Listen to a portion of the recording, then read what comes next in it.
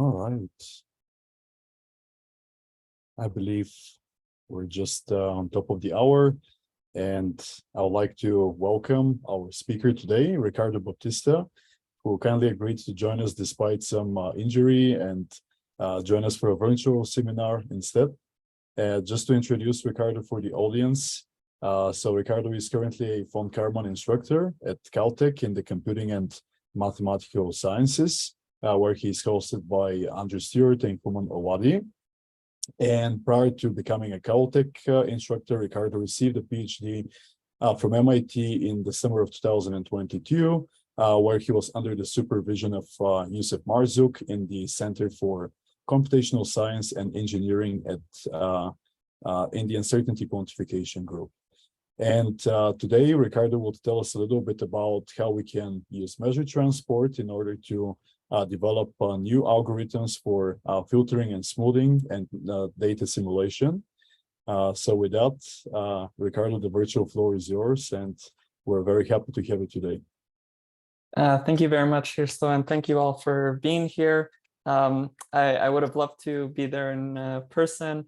As Hirsto mentioned, there's been some forces of nature that have prevented me from, unfortunately, being able to travel to NCAR, but I hope that we can have a good discussion today. Feel free to interrupt me at any point throughout the presentation if you have any questions. I hope that this will generate some interesting discussion, and hopefully we can continue it in person as soon as possible. So with that, as Hirsto mentioned, today I'll be talking about some of our approaches towards nonlinear filtering and smoothing. And I want to go through our perspective on this and how we develop these algorithms based on ideas in measure transport. And before I get started, so this is joint work with Alessio Spantini, Yusuf, Max, and Mathieu. These are all fantastic collaborators that I've had the fortune of working with, past, present, and current members of the Uncertainty Quantification Group at MIT. Overall, the goal of a lot of the research, both at NCAR and in other groups, is to do sequential state estimation in a Bayesian setting, and that's because we are interested in quantifying the uncertainty in our predictions that come as we collect measurements. And this is applications through a wide variety of areas that we're all, many of us are familiar with, whether it's in geosciences, in finance, and population dynamics, pharmacology. One other application that has inspired a lot of my work and that I'll touch upon at the towards the end of the presentation is even in aerodynamics, where we're interested, for instance, in understanding and characterizing the turbulent flow behind aircraft as they are subject to different disturbances. Now, one common property of a lot of these different systems throughout all these application areas is that when we try to characterize the uncertainty in our state predictions, if we look at the distributions for those variables, many times these distributions are very non-Gaussian. And this non-Gaussianity often comes in very different forms, whether it's through things like multimodality, like the distributions that we see here on the left for this very well-known dynamical system, or through things like heavy tails. In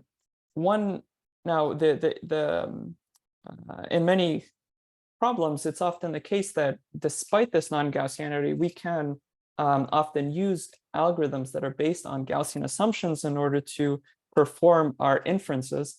But today I really want to highlight both examples where they're using algorithms that are actually targeting non-Gaussianity are beneficial, and also show you the added value that they provide. And just to kind of motivate a lot of that, I want to provide first an example of where not accounting for non-Gaussianity can be detrimental. So on the right here, we have a plot from a recent example I had the opportunity to work on from additive manufacturing, where we have a joint distribution of parameters X and observations Y that display some of these two properties that I mentioned of non-Gaussian distributions, both multimodal and tail heaviness. Now, if we do use algorithms that make Gaussian approximations to this joint distribution, it so happens that in this case, for instance, we will end up with a distribution that is isotropic. And so if we try to apply one of these algorithms, we're going to severely underpredict the informativeness of the observations, the Y variables in the system. In fact, we won't really learn anything from our observations. And so the goal of my work has really been to develop inference methods that actually characterize the non-Gaussianity in different problems in order to perform inference in a correct and consistent way. So just to formalize some of the notation that we'll use for the talk today, we're interested in doing sequential inference in the context of state space models, where we have state variables that will denote by x of t that are evolving in time according to some Markovian dynamics. These are represented with these blue circles. And at every point in time, we collect some observations that will denote by y that are drawn from a particular likelihood model at every point in time. And our goal is to characterize either the filtering distribution, so the distribution for the state at time t, given all the observations we've collected until that point in time. We'll denote the true observations using this superscript star notation. Or we'll also be interested in characterizing the smoothing distribution, so the distribution for all of the states at over time x1 through some time t, given all the observations up until that point in time.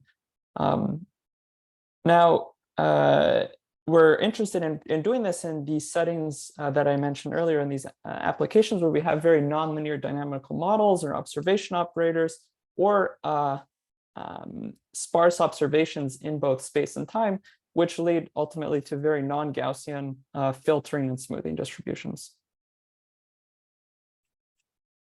Now, the common approach in order to tackle these filtering problems in these settings is to often use an ensemble approach. So we'll describe this just in the context of filtering, where the approach is taken to update an ensemble of particles that we have from a filtering distribution at time t-1 to get at every point in time, given a new observation at time t, in order to get an ensemble, a collection of samples from the filtering distribution at time t. And this is often broken down into two steps, as many of us are familiar with. The forecast step, which takes our ensemble approximation to the filtering distribution at time t-1 and gives us an approximation of what's known as the forecast distribution at time t that's conditioned on the observations until time t-1. And this is only a property of the dynamical system. And then the second step is an analysis step where, given our observation at time t and our samples from the forecast, we want to move our samples in order to get samples that are more consistent, let's say, with the observation. And this is really ultimately a Bayesian inference step, this analysis step, where we have some samples from our prior distribution, this forecast. We have an observation drawn from a likelihood model, and we want to sample from the posterior or the conditional distribution given this true observation denoted here in red.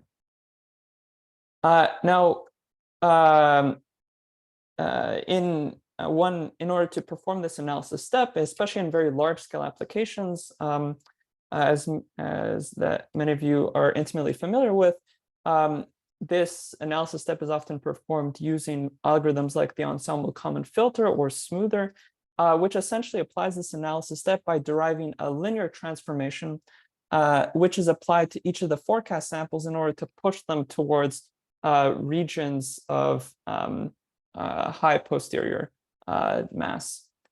And while this is generally robust in very large scale systems, in general for non-Gaussian distributions, this is an inconsistent approach for capturing the Bayesian solution.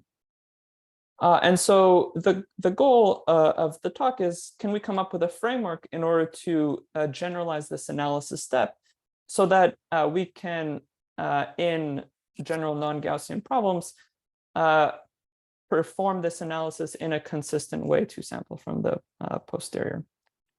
And so the approach that we're going to take is to derive nonlinear analysis maps. So maps here denoted by T that essentially allow us to take samples from a particular prior distribution and map them to samples from a posterior or conditional distribution.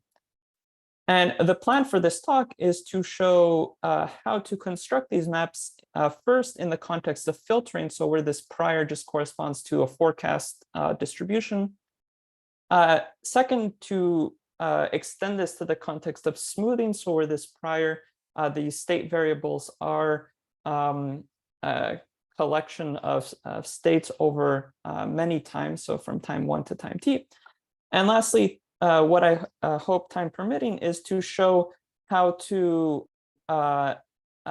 once we know how to construct these transformations, how to leverage certain properties of either the inverse or inference problems or the structure in these maps in order to scale them to high dimensional problems. And I hope in this last part to also make some connections to some of the algorithms that many of you are working on. So in order to show how to construct these transformations, I want to first take a small detour through the topic of measure transport or transportation of measures. So here, this is a topic that goes often under different names. In the applied math community, it's also often called optimal transport. But the underlying idea is that we typically have two distributions.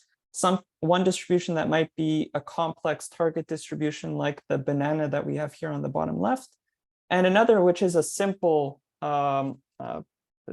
reference distribution, something like a standard Gaussian.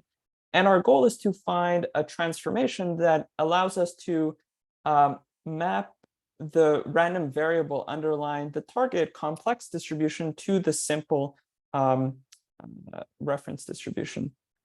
We'll call this a map here for notational purposes S. And we're looking for such a map in this particular sense that if we have samples of this complex target, then if I apply this map S to those samples, I get samples from my simple reference distribution, this standard Gaussian.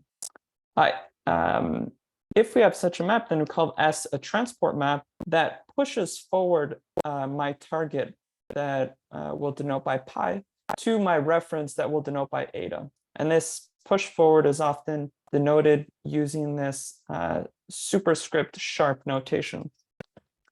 Now, the advantages of having such a map is that once I can find this map, if this map is invertible, then it provides me a way to sample from this complex target by simply sampling from this reference, which I know how to sample from if it's a standard Gaussian, and then simply evaluating the inverse of this map at those samples to get samples of the target.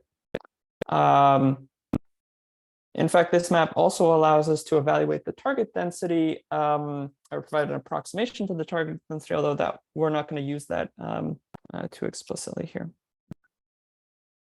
Now, in general, from the field of optimal transport, if we're just given two distributions and we're trying to look for a transport map that takes one distribution to another, then there are in the case where there is a solution to this problem, there might not just be one, there might be an infinite number of possible maps that can achieve this. And so in our work, we actually look for one particular transport map that satisfies this goal of coupling two random variables of pushing forward a target to a reference, we look for one map that has some favorable properties. And this map is a map that is known as the Noth-Rosenblatt rearrangement.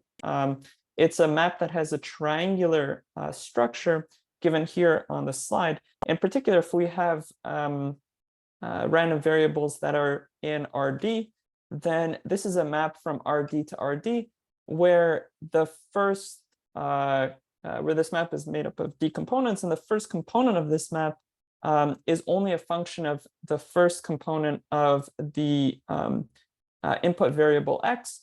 The second component is a function of two of the first two components of the input, all the way to the last component, which depends on the full vector. And moreover, each of these functions are monotone in the sense that it's S1 is monotone increasing with respect to X1, S2 is monotone increasing with respect to X2, all the way to the last component, which is monotone increasing with respect to its last argument, XD. Now, the advantage of this particular transport map is that when we're given two distributions that are have some absolute continuity properties, then in this transport map in general exists and it's unique. So this makes it a very good candidate for approximation.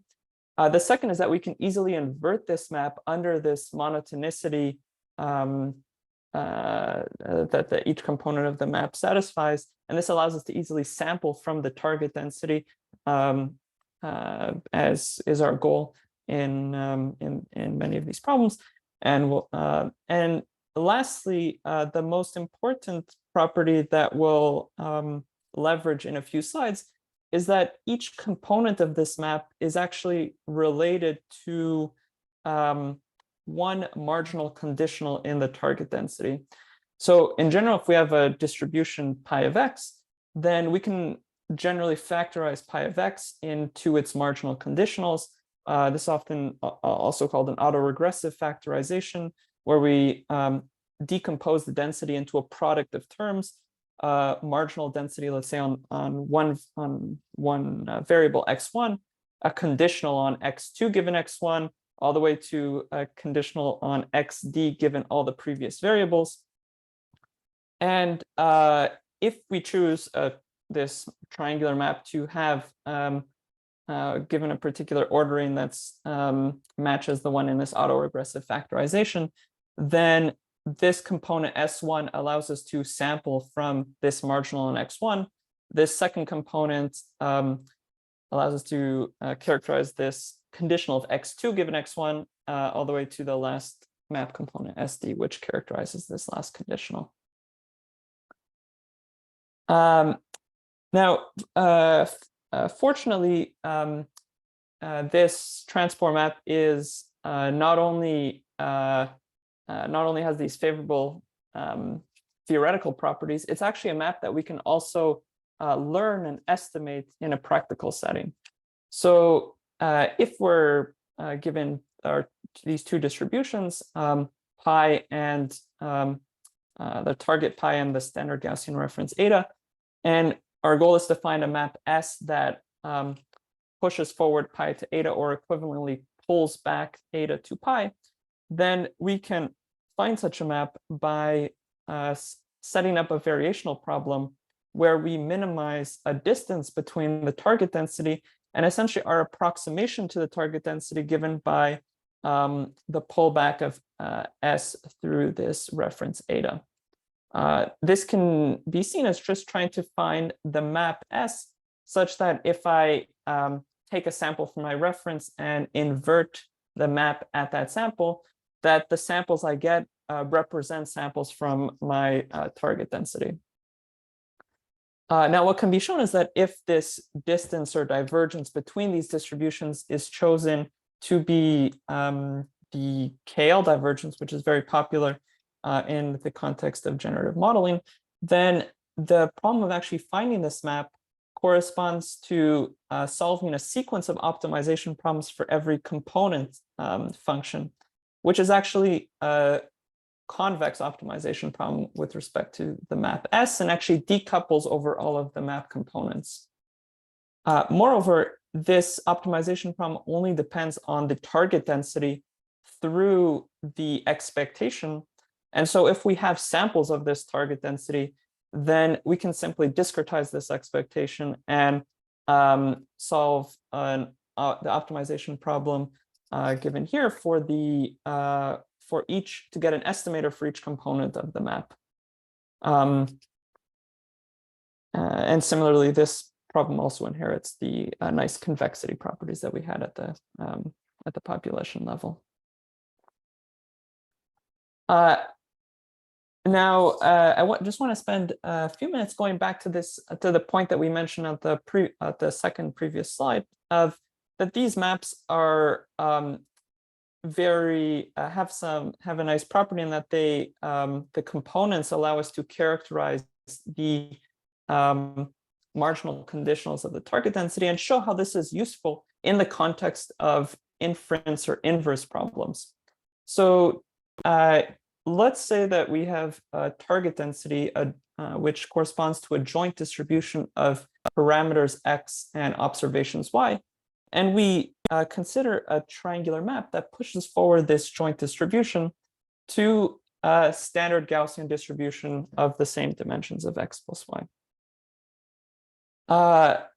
If we construct such a map where we choose the first variable in this ordering for the triangular map to be the observations y, and the second variable to be the states or the parameters, then by that last property that we had on the previous slide, then this first component of the map allows us to characterize the marginal density of y of the observations. And this second component of the map allows us to characterize the remaining part of the joint distribution, which is the conditional of the parameters x given the observations y. To make this more, say this more precisely, if we take this second component of the map and we fix the first argument of the observation to some particular value for y, let's say this blue value for y, then this map as a function of x takes samples from the conditional distribution for x given that particular value of y to a standard Gaussian. And similarly, if we invert this map as a function of x, then it allows us to then sample from this same conditional of x given this value of y. And so these triangular maps then, using this property, what they allow us to do is actually come up with an algorithm that can be used to generally sample from conditional distributions, such as the ones appearing in Bayesian inverse problems. And the recipe that they provide is essentially if we want to sample from a particular posterior for x given an observation y star, what we would do is to first collect samples of the joint distribution of x and y.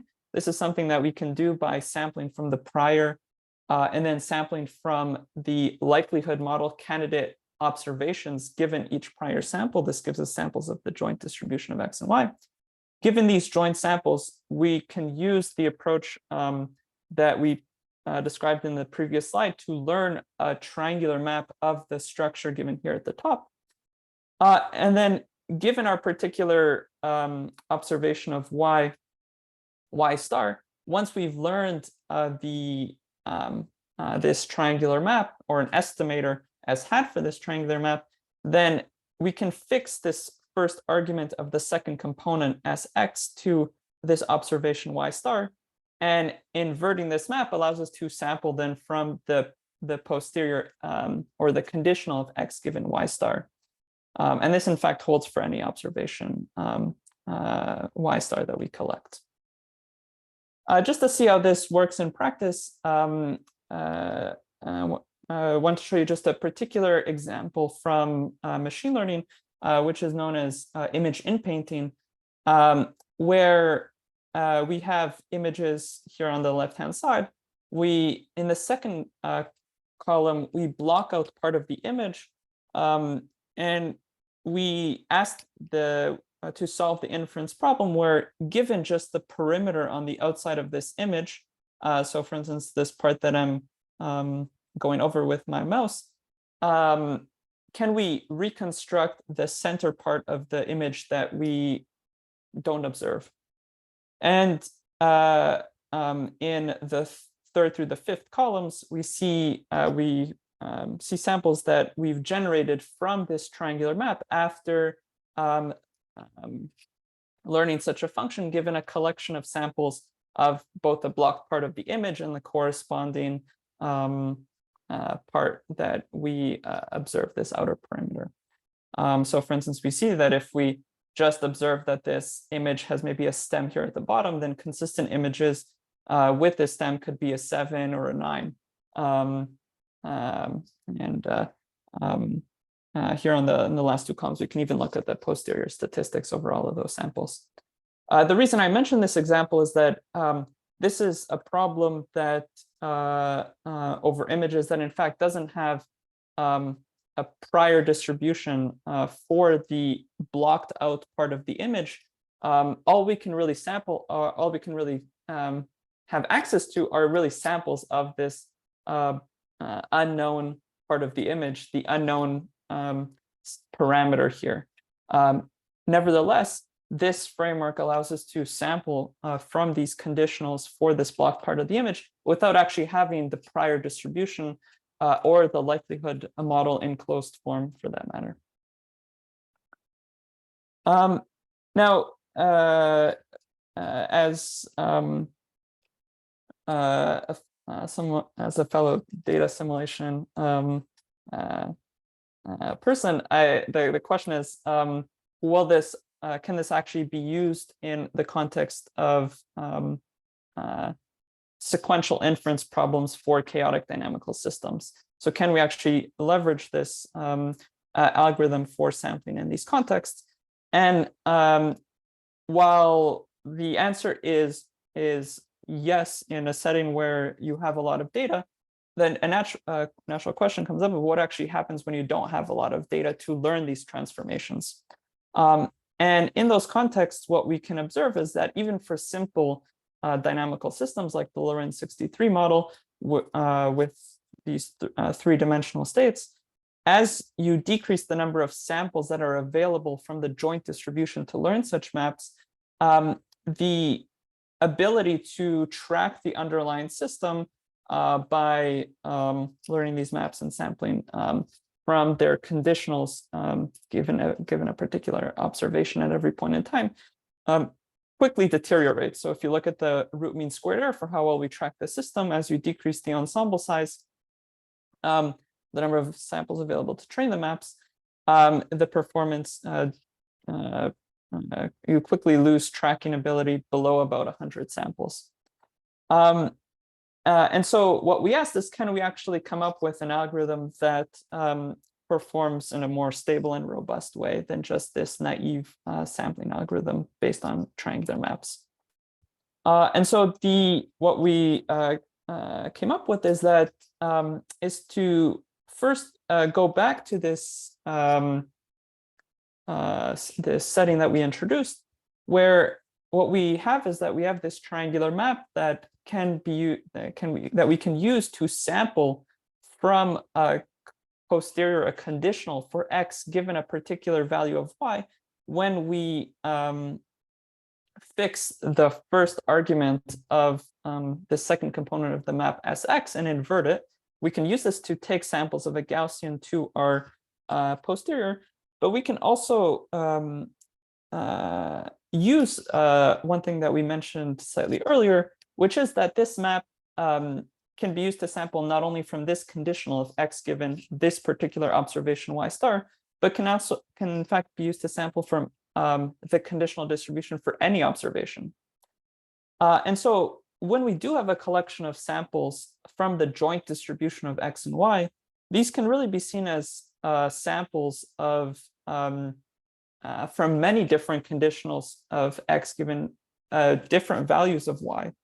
And so if we take those samples, then this map actually allows us to either sample from those conditionals or take those samples to the same Gaussian reference if we apply this map to those samples. And so using these two properties, what this map actually allows us to do is to take samples of the joint distribution or samples from all of these different conditionals of x given different values of y, map them to a standard Gaussian latent space. And then from there, given a particular observation that we want to condition on, we can map those samples to a desired posterior distribution for the observation we're interested in. And if we compose these two transformations together, then we could derive a transformation that we call T that maps the joint distribution of x and y directly to our posterior distribution of interest. And this is what we call our prior to posterior map. It's this general nonlinear map that takes collections of joint samples of x and y to samples from the posterior of interest. In practice, what we can do is, given joint samples, we can estimate each of these transformations as x using the approach that we discussed earlier, and then simply compose these two transformations to together this map Sx with its partial inverse given a particular realization of the data y in order to build this map from the joint to the conditional. And in the context of filtering, just to put this into this setting that we're interested in, what we would do is use this at every analysis step. So given samples from the forecast distribution, xi, we would sample observations using our likelihood model given for every forecast sample. This gives us samples of that joint distribution of x and y at time t. Estimate this lower triangular map that pushes forward the joint distribution to the standard Gaussian. Compose this map together to build this prior to posterior map T, and then apply our joint samples or evaluate our map at these joint samples in order to generate our analysis ensemble for the state. And just going back to this Lorentz 63 model, if we simply take these maps S that we estimate at every point in time, given every set of training samples, and simply compose this map to generate this prior to posterior map, we can see the improvement in the performance that we get in that this map actually does lead to stable filtering performance all the way down to very few ensemble members. One thing I want to mention is that this property alone of using a composed transformation is something that at the end of the day has been well known within the data simulation community for a long time, that in fact you shouldn't resample new ensemble members, but that you should really push sample members that you have that might, because the samples that you're pushing forward might always contain some important features, some correlations that you want to preserve in your analysis ensemble. And so at the end of the day, that's the same property that this composed map is also achieving. Now, one nice property is that, in fact, if we consider what is the form of this composed map when we look for maps that have a particular functional form, in particular, if we look for maps that are just linear with respect to the states and the observations, then this composed map actually recovers the standard ensemble common filter, where we're applying simply a common, correcting each of our forecast samples with a common gain term times the innovations. And so what we can see is that when we look for maps in a slightly broader class of functions that are not just affine, but are nonlinear functions of x and y, then this actually allows us to generalize the ensemble common filter and capture some non-Gaussian structure that exists in the joint distribution. And so just for the next few slides, I'll consider a simple parameterization for these maps that depart gradually from linear functions of the state variables, we're going to consider maps that are sums of where each component is the sum of nonlinear univariate functions of each input variable, that where each univariate function has a linear term and an increasing number of radial basis functions. And we're going to look at the effect of introducing these nonlinearities on the resulting filtering performance. So starting off with the Lorenz 63 model, if we look at the performance of how well we capture the posterior mean and the posterior variance, in red we plot the error of these maps when they're linear, and what we observe is that as you increase the ensemble size, these are in fact provide the same performance as what an ENKF would provide, and this is really what we expect, given that these maps, when the linear case, do revert back to the ENKF. But if we just consider maps that are slightly depart slightly away from linear maps, so they're maps that are linear with one additional radial basis function in every component, or in every univariate function in each component, or two radial basis functions in yellow and purple respectively, what we see is a fairly significant drop in the error of the posterior mean and in the posterior variance as you increase the ensemble size. And so this can be seen as really a reduction in the bias of the ensemble comment filter that due to its constraint of only trying to map samples in a linear way. Similarly, if we look at the Lorenz 96 model, this 40-dimensional problem with a very large interobservation time, then we see a similar reduction. Here we don't have access to the posterior distribution, but the true posterior, but we can look at statistics like mean squared error or CRPS, and we see a similar reduction in bias with these nonlinear maps as we increase the ensemble size. And just to maybe see what this effect is visually, so we looked at two marginal distributions for two components of the state of the Lorenz 96 system. On the right, we plot this the ensemble members from the ENKF, as well as these maps that are slightly departing away from linear maps. And we plot the ensemble members at 2 points in time in comparison to the true state variable that generated the observations in black.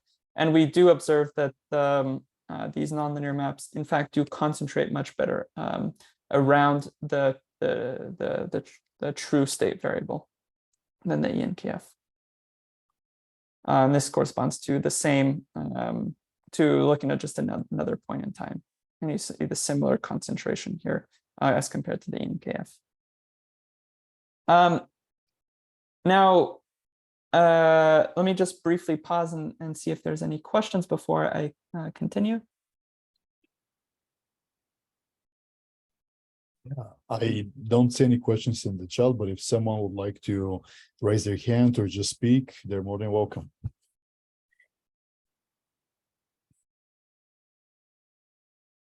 Yes, Joseph.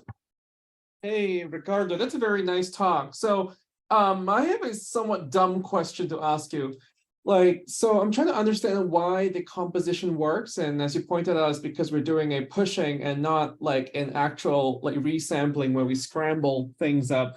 But I was wondering, is there any way to impose user structure? So basically the user might know something about the underlying distribution of the forecast. And so is there a mechanism to put that in somewhere, or is that something that needs to be further investigated? Thank you very much, Joseph. That's a fantastic question. Yeah. So there is a mechanism to incorporate structure, and of course, structure can come in through different ways, whether it's through some properties that you know about the underlying distribution. One example could be things like conditional independence properties that you know about the underlying state variables, something analogous to how in the ensemble common filter we account for decay and spatial correlation between the different grid points. So this is something that can be incorporated in these maps. And I'll actually, time permitting, talk about how to do that in a few slides. Got it. And just as a quick thing to think about, just a quick stupid question. So do these transport maps effectively collapse in a way, if we assume conditional independence somehow, do the transport maps effectively collapse to something that looks like a quantile transform plus a map to Gaussian space? Is it basically related? Oh yeah, so that's a good question. So the if you have a one-dimensional transport map, one-dimensional monotone transport map, it is precisely the same thing as what I believe you are referring to when you say a quantile transform, in that you are mapping it through the composition of two CDFs, one given by the CDF of the target composed with the inverse CDF of a Gaussian. This transport is precisely, the triangular transport is precisely the generalization of that to multiple dimensions. Got it. Thanks. And I think there's a question in the chat. There is a question from Pongli Liu. She's asking about what is the format of a component of a map, I presume. For example, is it a multivariate Gaussian distribution? Thanks. The component, so thank you for the question. The component of one of these transport maps, what does it look like functionally? Maybe that might be the question, but please correct me if I'm wrong there. I believe that's what she means, Ricardo. Okay. So that's a good question. The map, this is a function that we're trying to essentially approximate given data, given our samples of the joint distribution. So there's some freedom in how we parameterize this function. Many times we parameterize it with simple basis functions, like in polynomials or radial basis functions. If you have a lot of data, then there are, of course, extensions of this to neural network-based representations for each of these maps. But there's freedom here in how you parameterize. There's some constraints that have to be satisfied. This is these monotonicity constraints that I mentioned earlier. But fortunately, there are some ways to parameterize a set of functions that satisfy those constraints. She says thanks, and I believe for now these are all the questions for this first part. Okay, fantastic. Thank you all very much. These are all fantastic questions. So I just want to, in the last two parts, quickly go over briefly go over the generalization of this to smoothing, and then to how we extend it to high dimensional systems. So in the context of smoothing, we are interested in also sampling a conditional distribution.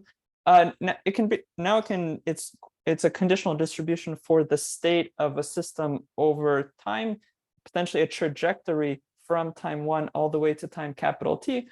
And in the recursive setting, what we're interested in is to sample this distribution for this state given an observation, let's say at time capital T. And what we could do is, if we consider that we want to update this full state x1 through x capital T, we can apply the same stochastic map algorithm to sample this conditional distribution given an observation yt. But now instead of applying it to just one state, we're applying it to this collection of states over all time. So this this composed map is built up of maps that depend on the observation yt and are functions of the state variables at all times, x1 through xt. Fortunately, while this problem might seem daunting if the original problem for very high dimensional states at a single time was already a complex problem. This might seem even more challenging because now we have to estimate these maps, which depend on the states over all time. But fortunately, there's actually a lot of Markov structure in the state that we can take advantage of. And what it allows us, and the way that we actually take advantage of this is by leveraging some sparse structure in these maps when the underlying distribution satisfies some conditional dependencies. And this goes back to Joseph's question. So one thing that we know that was shown a few years ago is that if the target distribution satisfies some Markov or some conditional dependencies, then the transport map S that pulls back a Gaussian to the target distribution is in fact sparse, in that it only depends on some subset of the state variables. To kind of see this more exactly how this happens, what we can consider is a simple distribution over 4 state variables where the states follow Markovian dynamic, let's say.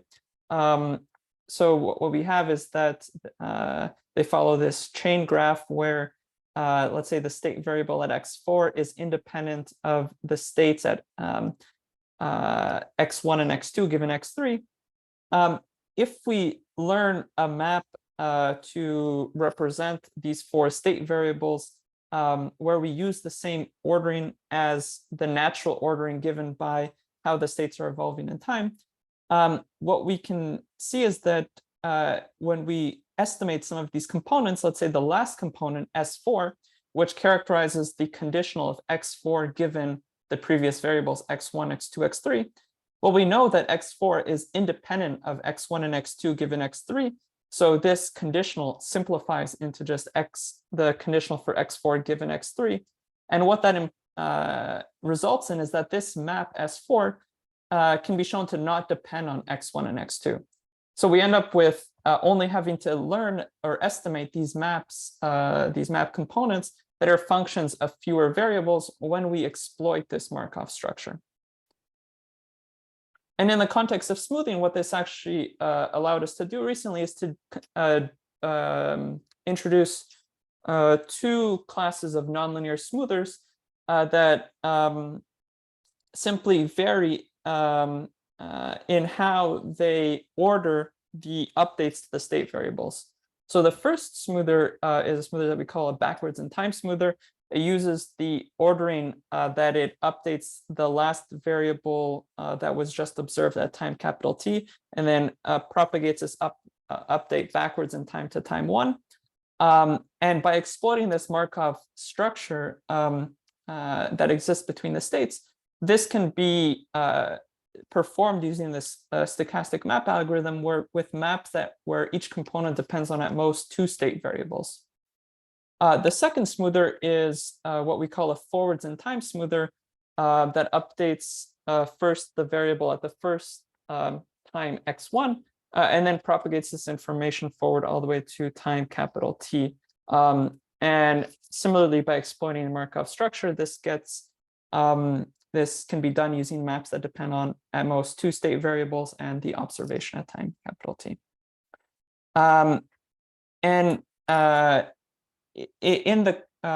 so if we, one thing that's really nice though about this is that we can in fact relate this to a lot of, to some existing methods. So in particular, if we just focus on this backwards in time smoother, then what we can show is that every component of this map is sampling from the conditional distribution for the state xs at time s, given the state at the next time xs plus 1, given all the observations, and leveraging the conditional independence in the observations in that the state is independent of future observations given the state at the next time.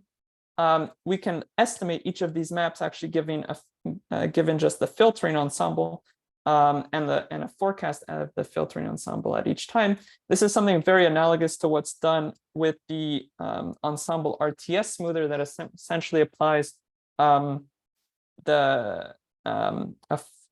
forward filtering pass and then goes backwards in time to smooth. And in fact, just like in the ENKF, if we consider maps, we try to perform this using maps that are just constrained to be affine in the state variables, then this leads to exactly the, not surprisingly, the ensemble RTS smoother. And so what we can see is that this can be really seen as a generalization, a nonlinear generalization of the ensemble RTS smoother that allows us to capture some non-Gaussian structure in the joint distributions like we did for the ENKF. Similarly, the forward in time smoother and another variant that we also propose also has generalizations and can be related to other algorithms like the ensemble common smoother. But just to see how this performs in practice, we considered a simple state variable. Here it's a unit, one-dimensional state variable evolving according to some deterministic sinusoidal dynamics given in red. We observe the state, the absolute value of the state with additive Gaussian noise. And so as a result, we can only really infer the state up to an additive constant, additive sign, sorry. Multiplicative sign. And if we apply a nonlinear transport filter, we can really see this non-identifiability in the sign in that the distribution over time has this bimodal structure given in the first row of this figure. If we apply a smoother in order to smooth this estimate for the state, if we apply a linear smoother, we in fact destroy this bimodal structure. So we end up with just by applying these linear transformations that don't preserve the fact that there's this bimodal possible values for the state. They just push the ensemble members into their average value. And so we end up with just a unimodal approximation to the distribution for the state. On the other hand, if we use these nonlinear smoothers, we get this bimodal distribution given here at the bottom for the state.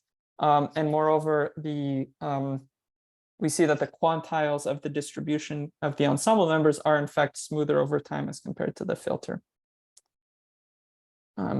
For a slightly more complex example, we look at the Lorentz 63 model. And in the solid lines in the top plot, we looked at the root mean squared error of the estimates for the state. As we increase the map complexity, going from blue to green to yellow to red, just like we did for the nonlinear filter. And what we see is this reduction in the error for estimating the state, this reduction in bias from the smoother, the order 1 smoother, which corresponds to how an ensemble, the ensemble RTS smoother would perform. What we also observe is that in comparison to an iterative ensemble common smoother, it does, for a given number of model evaluations, provide better state estimates using this high order smoother. So far what we've seen is that these maps allow us to generally sample these either from filtering or smoothing distributions in a consistent way for non-Gaussian systems. But in the last 2 or 3 minutes, I just want to very briefly discuss how they can be used to how we can actually learn these transport maps in potentially high-dimensional operational systems that many of you are actively working on.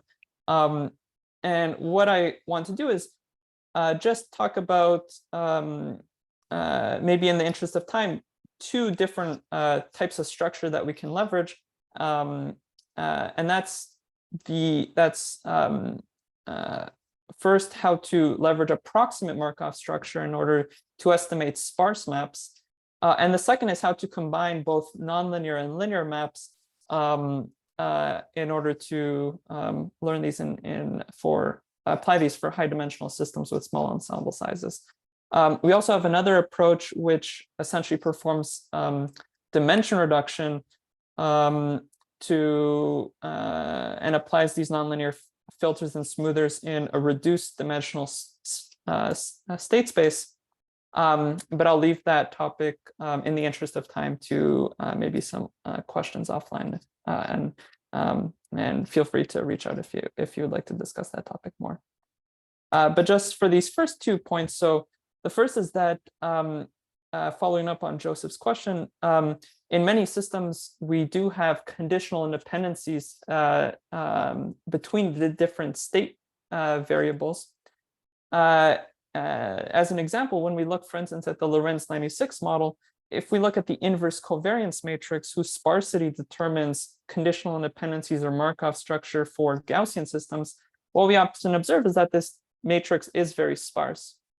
And what's very nice is just as like what we did exactly to leverage conditional independence for smoothers due to the Markov structure over time, we can also leverage Markov structure within the state at every time by essentially localizing this map that we estimate to sparsely depend on a subset of the different state variables. In particular, we can, for instance, learn maps where the kth component depends only on a variable xk, as well as maybe a set of neighboring variables around that variable in space. And this can be really seen as exploiting the fact that maybe this variable xk is independent of very far away variables once we condition on variables that are in its neighborhood. The second way that we can make these maps tractable is to leverage some structure that we have in local likelihood models. So in many systems, if we collect direct observations y of a particular state variable, let's say x1, if the underlying state process doesn't have a very high correlation length, then this observation might only affect neighboring state variables near the observed state. And so what this means is that if we go very far away in space away from x1, then those state variables might not be affected by this observation.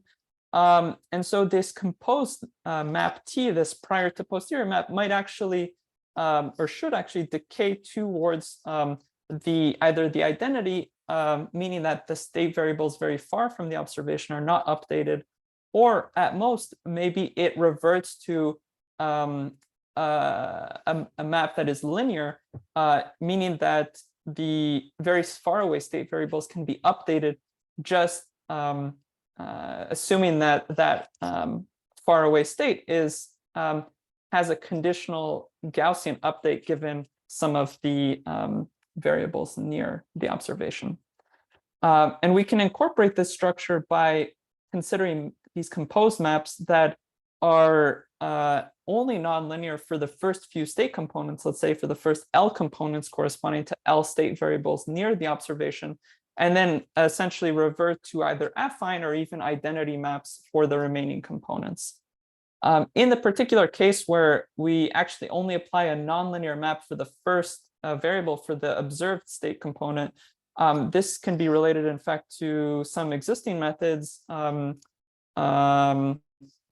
like the rank histogram filter, if we then apply affine updates for the remaining unobserved state variables. And so this is, I think, a topic of interest of then relating all these different nonlinear filters and also allowing for this slight generalization of using these multivariate nonlinear maps to applying these updates to a collection of state variables near the observed one.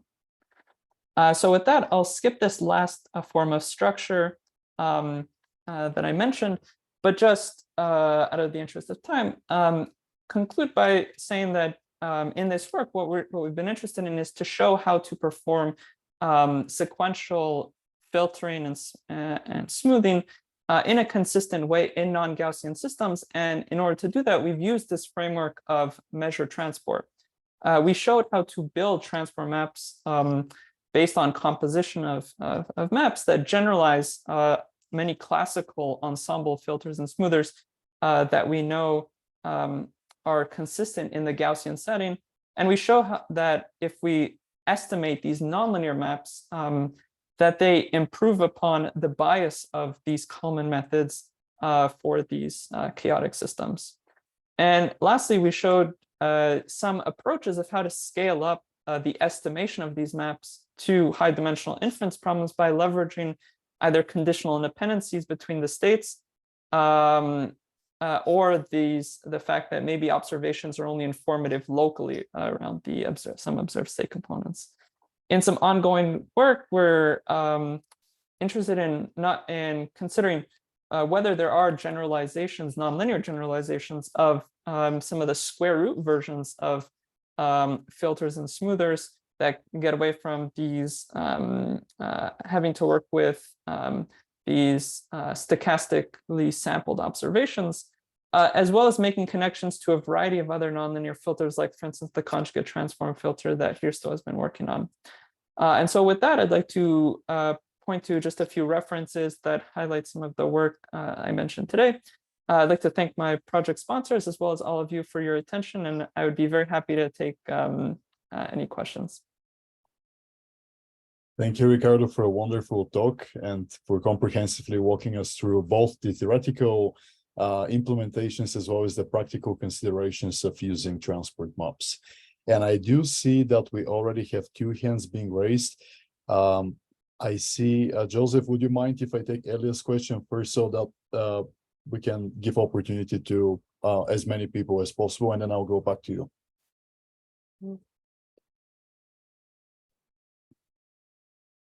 Hi, everyone. A nice talk, Ricardo. Very comprehensive talk. And I really love the way how you just take us through all your research and how it can be easy to apply into or extended to real context. So, Ricardo, I just have a question with regard to the imposition of conditional independence to build this linear, but basically to work on an inverse space to impose conditional independence and to get these very nice sparse structures in which you can exploit computational resources.